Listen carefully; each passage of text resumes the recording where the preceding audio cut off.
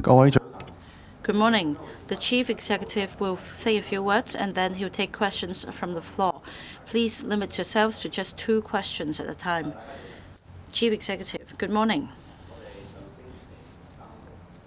Last week, the Safeguarding National Security Bill was read the 3rd time. It was gazetted on Saturday. It has taken effect, and this is a new chapter for Hong Kong. So today, I'd like to take this opportunity to tell you more about the work that we're going to do. The Safeguarding National Security Bill was gazetted, and it will take effect from the 23rd of March 2024. It means that we've completed the historic mission of enacting local legislation on Article 23 of the Basic Law. The Hong Kong SAR government will fulfill its constitutional duty, and that means publicity and public education so that we can explain to the public the details of this ordinance. The objective of this bill is to effectively prevent, suppress, and punish acts and activities endangering national security. Government departments will implement these 3 major objectives. We will establish and improve the mechanism to prevent, suppress acts and activities endangering national security. On the punishment aspects, acts and activities endangering national security are serious offenses. Government departments, especially law enforcement agencies, will need to step up their efforts to guard against the infiltration of external intelligence organizations. That means we need to enhance the collection of intelligence and step up training in this regard. As far as the public is concerned, we're going to step up public education on national security. The ordinance requires the government to take forward public education on law-abidingness and national security. There should also be guidance and supervision. In order to achieve effectiveness, we're going to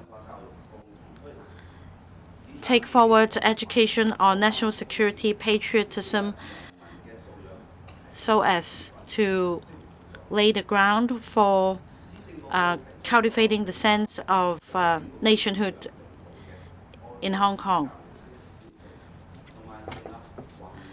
The working group chaired by the Chief Secretary for Administration will commence its work on promoting Chinese culture as well as promoting patriotic education. That means we will take forward these tasks at the community level. We will also leverage on media outlets. We will promote Chinese culture, national education, and national security education so as to cultivate members of the public's interest in this regard. And we can also ensure that members of the public are cultivated with a sense of law-abidingness. The Chinese Culture Promotion Office will also organize activities relating to Chinese culture so that we can further promote Chinese culture and establish a platform, especially arts and cultural exchange activities with the Belt and Road countries. There will also be activities relating to the Greater Bay Area, and there will be arts and cultural exchange programs and exhibitions in collaboration with the counterparts in the Greater Bay Area. We've completed legislation on Article 23 of the Basic Law. Now that we can effectively guard against national security risks, we can focus our energy on economic development. And we are going to work on 4 fronts. First, we will implement the initiatives on economic developments in the policy address and the budget. We will grasp all opportunities, will enhance Hong Kong's competitiveness, and finally, we will strive for economic growth. On the first front, full implementation of initiatives relating to promoting economic growth in the budget and the policy address. That means we will develop and bolster our 8 centers so that we will take an industrial-led approach. Second, we will also grasp opportunities presented by the world and by the mainland. There is a shift of economic power from west to east. The Middle East and ASEAN markets now form the major economic force, and we will foster collaboration with these counterparts to promote further collaboration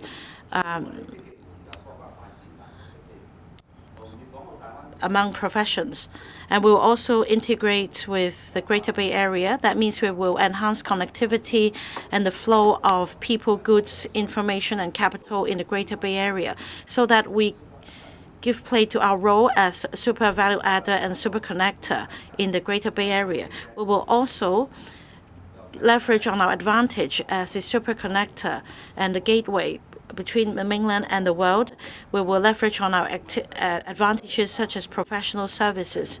We also have other advantages such as international standards and good monitoring mechanisms. We will organize more business missions so as to tap markets in the Middle East and ASEAN with great potential.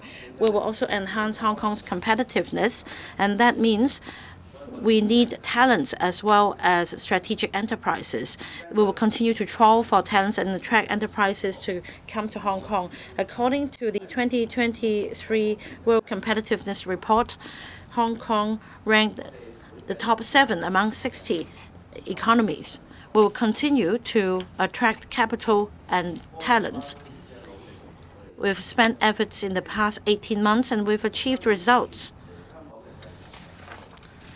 We've continued to attract more enterprises to come to Hong Kong. In the first 2 months, Invest Hong Kong assisted 101 mainland and overseas enterprises to set up presence in Hong Kong or expand the business here, up by 43% comparing to the same period last year. Hong Kong has also attracted 50 strategic enterprises to invest in Hong Kong to a tune of $40 billion and create 13,000 jobs.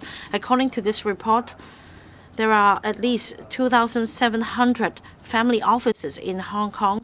That's more than double the 1,400 offices in Singapore. And for family offices with assets totaling more than $50 million, they account for 60%, and for asset size of over $100 million, they account for 30%. As for the talent admission schemes, so far 108,000 talents have arrived in Hong Kong. At the low point, our population stood at 7.2 million. Now it has increased by 200,000. That's $7.5 million. Half of the increase in population is due to the admission of talents, and they help enhance Hong Kong's competitiveness. We also need to develop domestic economy. That means we need to work on tourism and investment. We expect the total arrival figures to increase to 50 million throughout the year. And according to estimation, 1.5 million tourists can help contribute an addition of 0.1% to the GDP. So tourism can help promote the economy.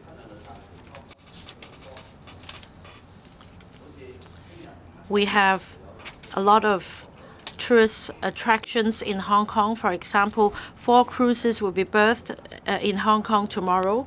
We will be receiving 10,000 cruise passengers. So cruise tourism is our highlight. And I understand that the industry has continued to develop new itineraries and products so as to cast a wider net. For example, the Hong Kong Tourism Board recently developed a special itinerary for South Korean tourists. This itinerary includes yoga and hiking activities, and yoga instructor has also been instructed to help with the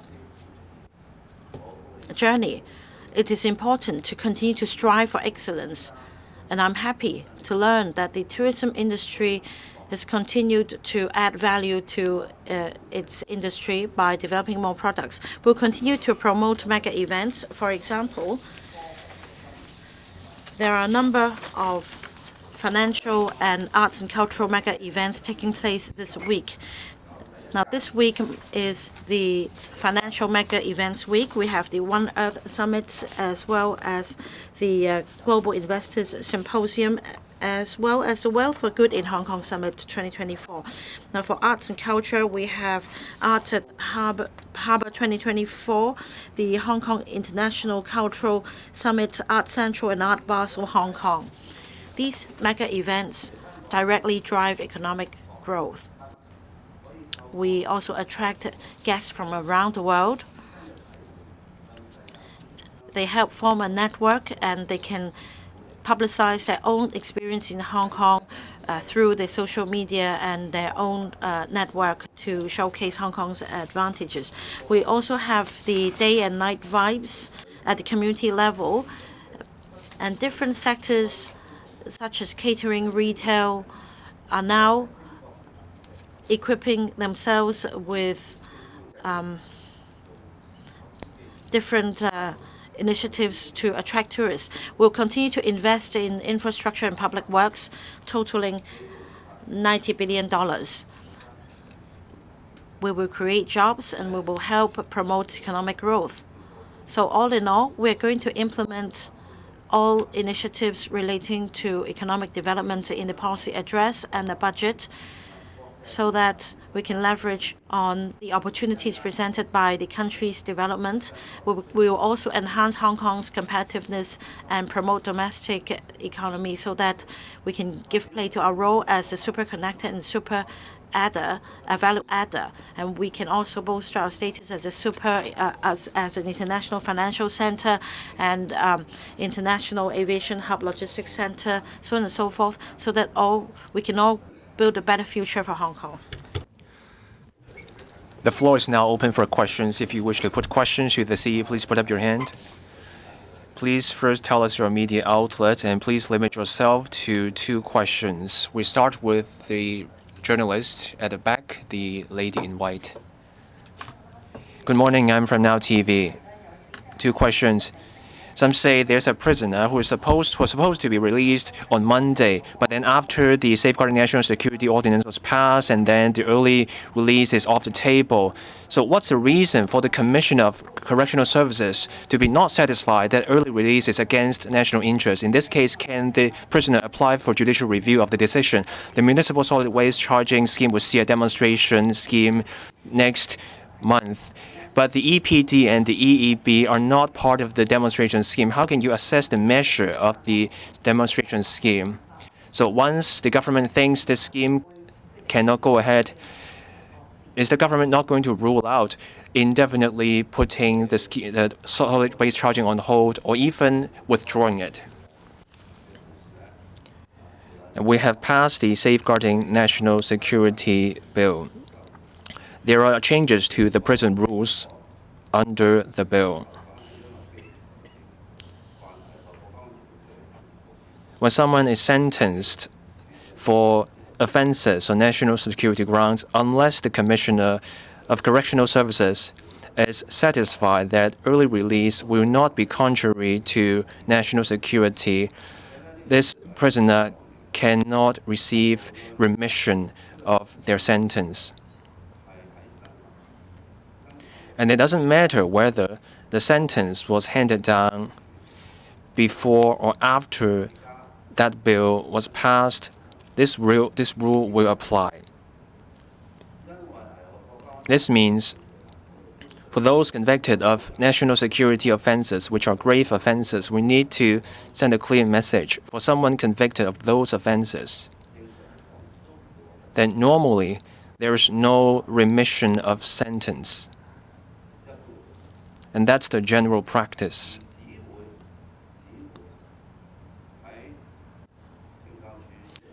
It's only when the Commissioner of Correctional Services is satisfied that the remission will not be contrary to national security, and only then remission can be considered. This means no one should attempt to do anything to endanger national security, because those offenses will mean normally there is no remission of the sentence. The Commissioner of Correctional Services will follow the law in making such decisions. When someone is aggrieved by such a decision, they have legal means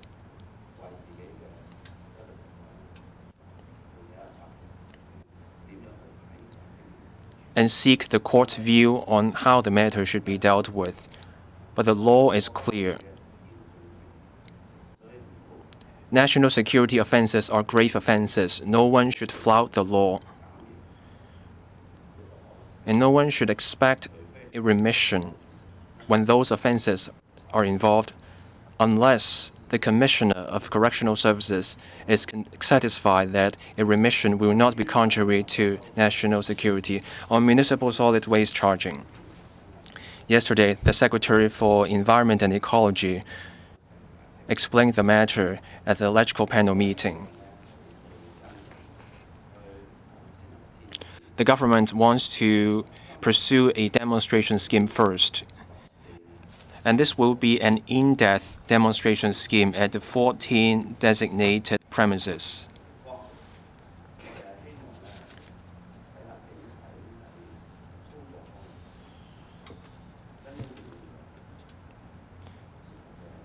We want to see how the scheme will run, how the participation is like, and what kinds of support is needed, and then we will take all the factors into account.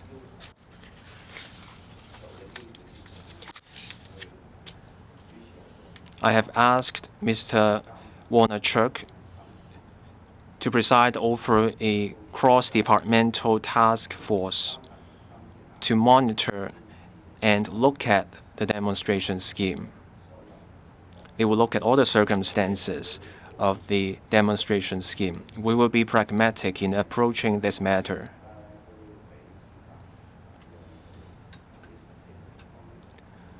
Let's give the demonstration scheme some time.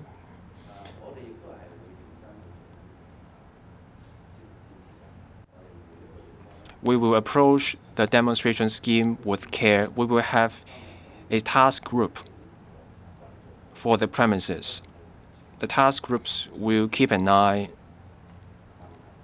on the issues that come up during the demonstration scheme. These teams will also look at the public involvement and also the public feedback in the end. We will look at the operation during the demonstration scheme. We will also do questionnaires. We will ask for feedback to see how things go at the 14 premises. The 14 premises cover residential blocks. We will cover cleaners, property management firms, and also business operators. We will see how the operation goes. After the demonstration scheme, and then in May or June, we will report the matter to the Legislative Council. Next question. On the right, at the front, the journalist in light blue shirt. Morning Post first would like to follow up on the garbage charging question. Is the current administration still fully committed to this scheme, or do you see is there any alternative to reduce waste production in Hong Kong? And if there is any further change to this scheme, which has actually been cleared by the LegCo years ago, could that deal a big blow to the government's credibility because it cannot even hold on its own commitment? And the second question is about, Paul Lam has said the government prepared practical plans if unfriendly actions are taken against Hong Kong after Article 23 legislation. What are these plans, and what can Hong Kong really do about other countries' jurisdiction? And how are you going to convince the West, the businesses, that Hong Kong is still a good place for business? Thank you. We all know that it is already law for waste charging to take place. since this is the law, then the government has to act in order to take forward the implementation of the law. And that is why we are seriously working our plans so as to see how, as we roll out the measures eventually, what are the things that we need to address. And these include something we want to test in the dry run at these 14 locations. We want to, first of all, test how players understand the law and what they anticipate as the challenges as they go through the actual exercise. We want to see how people's behavior in reducing garbage will happen. We also want to know the actual behavioral change of people who produce garbage, of the cleansing staff, of the estate management, and of business operators. Since this is already the law, then the government has to think of a serious way of going forward. But we also are willing to listen to views, and we will pragmatically decide the way forward as we go through the exercise and learn from the experience. And also, after listening to the opinions of the players and also of society at large, we will do this exercise seriously. That is why I have set up an interdepartment working group under the supervision of the Deputy Chief Secretary, Warner Chek, to monitor, supervise, and scrutinize the whole exercise, and also the actual results that will be gathered as a result of the exercise. We will deal with all these information in a pragmatic manner and then plan the way forward. And I think a government trying to do a job to ensure it will be smoothly carried out, taking heed of public opinion, creates credibility for the government. It will be too early for us to make any conclusion, but I think a pragmatic government serious about doing all things after listening to people's views and looking at results, statistics, and opinions of the people who are involved, will create the community confidence in a government that is doing things for their benefit, taking their interests close to their heart, and doing the best to ensure society's interest is best served. It will increase credibility for the government. And that is why I want this exercise to be done, and then we assess the whole thing to plan the way forward. As regards overseas attacks against the safeguarding national security ordinance, which has come into effect on the 23rd of March, we know that a lot of overseas politicians, organizations, because of their own political interests and purposes, they will continue to attack Hong Kong. They will continue to attack our law, despite the very fact that their own countries have more stringent laws, have more wide-ranging laws, have more embracing laws to deal with national security offenses. And some countries actually have much harsher laws to protect their own national security. A lot of them turn a blind eye to what we have done when we so confidently and openly written the protection and safeguard of human rights and freedoms into our law, which may not be the case in their own country's law. They turn a blind eye to all this. And some countries, senior officials, whether former or present, have sometimes take pride in saying that they lie, they cheat, and they steal. And they have full set of training courses for all these things. So when people do all these attacks, think not just twice, but thrice. Who are the people who are saying this? And in recent cases, we see that there are evidence to indicate overseas politicians have been actively interfering with Hong Kong affairs. So the motives of these people are very clear. But we will ensure that we will continue to explain the merit of our safeguarding national security ordinance, which on the one hand is a defensive law to protect our own interests so that people don't dare to think about breaking into our house to cause harm to our family members and harm our national security. And we will ensure to inform the community at large, both locally and overseas, that we have stringent safeguards to protect human rights and freedoms, which is the international standard as described in the International Covenant on Civil and Political Rights and the International Covenant on Economic, Social, and Cultural Rights. So we are so confident and so transparently written all these obligations and standards into our law. We will, of course, talk to people in the business sector. We have been doing a lot of briefing sessions to chambers of commerce, both locally and chambers of foreign countries that are stationed in Hong Kong.